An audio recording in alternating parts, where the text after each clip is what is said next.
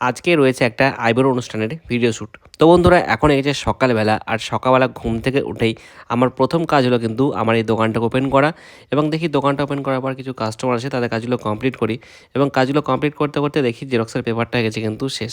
তো এখন আপাতত তড়িঘড়ি বেরিয়ে পড়লাম জেরক্সের পেপারটা নিতে। তো আমাদের বাড়ির কাছেই এই দোকানে কিন্তু পাওয়া যায় জেরক্সের পেপার। তো এখান থেকে জেরক্সের পেপারটা নিয়ে ফিরলাম আমি বাড়ি ফেরার পর মনে পড়লো যে আজকে রয়েছে একটা আইবুড়ো অনুষ্ঠানের ভিডিও শ্যুট। তো বন্ধুরা এখানে আমি স্নান টান করে রেডি হয়ে বেরিয়ে পড়লাম আপাতত আইবুড়ো অনুষ্ঠানে। তো বন্ধুরা এখানে গিয়ে দেখি যে মোটামুটি সবই ঠিকঠাকভাবে রেডি রয়েছে। তো আমাদেরও সেট আপ মোটামুটি আমরা রেডি করে নিই। তো আজকে কিন্তু রয়েছে পূর্ণর আইবুড়ো অনুষ্ঠান এবং যাই হোক আমাদের মোটামুটি কিছুক্ষণের মধ্যে কাজ কমপ্লিট হলো এবং আমি কিন্তু ফিরে আসলাম বাড়ি।